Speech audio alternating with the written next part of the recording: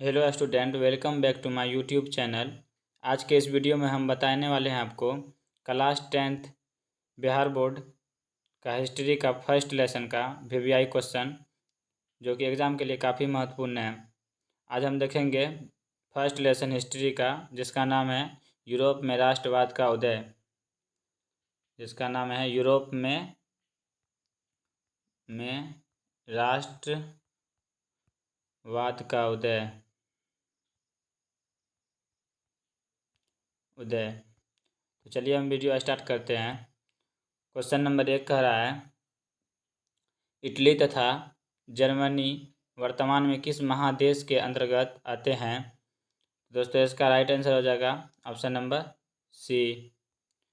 Question number 2 कह रहा है, फ्रांस में किस शासन वंश की पुनः स्थापना वियना कांग्रेस द्वारा की गई थी? दोस्तों, इसका आंसर क्या होगा?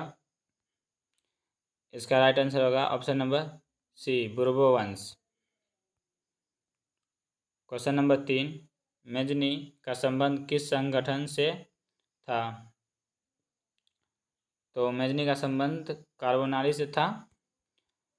क्वेश्चन नंबर 4 कर रहा है, इटली एवं जर्मनी के एकीकरण के विरुद्ध निम्न में से कौन था?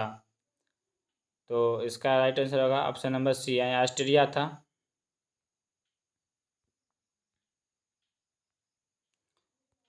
क्वेश्चन नंबर 4 कर रहा है, काउंट काबुल को विक्टर एमुनुएल ने किस पद पर नियुक्त किया था? तो दोस्तों, इसको प्रधानमंत्री के पद पर नियुक्त किया था। इसका right answer option number C. Question number 6 का रहा है, गैरिबल्डी पैसे से क्या था? तो दोस्तों, बहुत सारा बुक में किसान दे रखा है, इसका राइट आंसर होगा ऑप्शन नंबर डी, नाविक था। क्वेश्चन नंबर 7 बोल रहा है, जर्मन राइन राज्य का निर्माण किसने किया था? तो इसका right answer option number B, Napoleon Bonaparte. Question number 8, Zollverein कैसी संस्था थी? क्या होगी?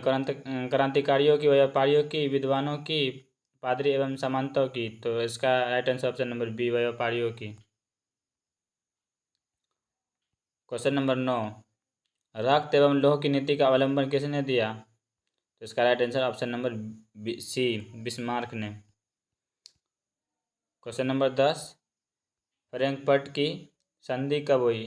तो दोस्तों, इसका right answer option number D, 1871 ईस्वी में फ्रैंकफर्ट की संधि हुई थी। क्वेश्चन नंबर 11 कह रहा है, नेपल्स की क्रांति कब हुई? दोस्तों, नेपल्स की क्रांति कब हुई? तो इसका right answer option number B, 1821 ईस्वी में। क्वेश्चन नंबर 12 कह रहा है, चार्टिस्ट आंदोलन कहाँ हुआ? तो दोस्तों, चार्टिस्ट आंदोलन इंग्लैंड में हुआ। Right answer option number D. Question number 13, यूनान को एक स्वतंत्र राष्ट्र घोषित कब किया गया? दोस्तों, यूनान को कब स्वतंत्र घोषित किया गया? तो इसका right answer option number B, 1832 ईस्वी में। क्वेश्चन नंबर 14, कार्बोनरी संगठन किस वर्ष हुआ? तो दोस्तों, इसका राइट आंसर क्या होगा? इसका right answer option number C, 1810 ईस्वी में। क्वेश्चन नंबर 15, एड्रियानोपल की संधि कब हुई?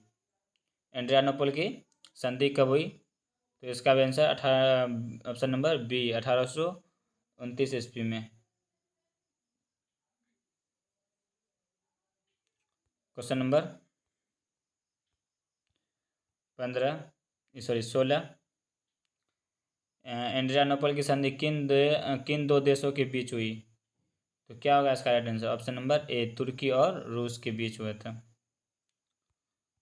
क्वेश्चन नंबर 17, सेडोन का युद्ध किनके बीच हुआ? सेडोन का युद्ध पर्सा और फ्रांस के बीच हुआ था। तो इसका right answer option number C. Question number 19, Poland के विद्रोह को किसने कुचल दिया?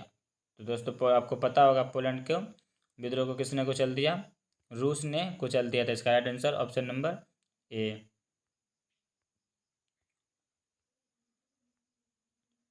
क्वेश्चन नंबर 20 कह रहा है, क्वेश्चन नंबर 20, सन 1870 में फ्रांस और पर्सा के बीच युद्ध कहाँ हुआ था? तो दोस्तों सेडोन में हुआ था। इसका राइट आंसर ऑप्शन नंबर ए। क्वेश्चन नंबर 21 कह रहा है, यूरोप के लिए किस देश का साहित्य एवं ज्ञान विज्ञान प्रेरणा स्रोत रहा? तो दोस्तों इसका right answer option number B, यूनोन।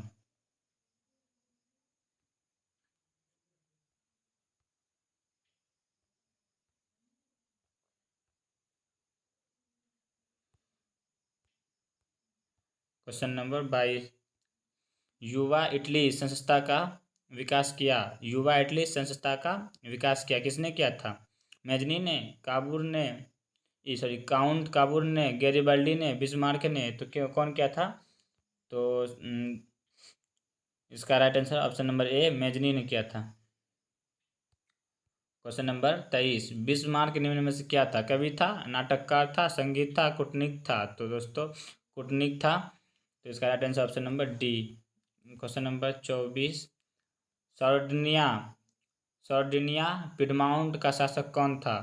Napoleon, 3, count Cavour, Victor Emmanuel, William प्रथम? तो दोस्तों इसका right answer option number C, Victor Emmanuel. Question number 25 कह रहा है, यूनानी स्वतंत्रता आंदोलन के दौरान कौन ब्रिटिश कवि शहीद हुए? दोस्तों इसमें से कौन सा कवि शहीद हो गया था जब यूनान को स्वतंत्रता मिला था? तो दोस्तों इसमें लॉर्ड बायरन जो है शहीद हुए थे। तो इसका राइट आंसर ऑप्शन नंबर ए। क्वेश्चन नंबर 26 का रहा है, जॉल वेरिन की स्थापना किस राज्य ने की थी? जॉल वेरिन एक संस्था थी जिसका स्थापना किस राज्य ने की थी? तो दोस्तों इसका right answer option number A, पारसा ने किया था। क्वेश्चन नंबर 27, हंगर की भाषा क्या है? इतालवी, मैग्यार, पोलिश, फ्रेंच? तो दोस्तों इसका right answer option number B, Magyar है हंगरी की भाषा। यूनान के स्वतंत्रता संग्राम में किसकी पराजय हुई? रूस की, तुर्की की, यूनान की, फ्रांस की? तो इसका right answer option number B, तुर्की की। क्वेश्चन नंबर 29, मौरी-ऑन किस देश के राष्ट्रवाद की प्रतीक थी? दोस्तों इसका राइट आंसर ऑप्शन नंबर ए, फ्रांस की थी मौरी-ऑन। उसके बाद यूरोपीय सभ्यता का पालन किसे कहा जाता है? इटली को, फ्रांस को, हंगरी को, यूनान को? तो यूनान को इटली यूरोपीय सभ्यता का पालन कहा जाता है। दोस्तों वीडियो कैसा लगा कमेंट में ज़रूर बताएं, और बताएं आपका कितना क्वेश्चन में कितना सही हुआ, कितना आंसर सही हुआ, कमेंट में ज़रूर बताएं। वीडियो देखने के लिए धन्यवाद।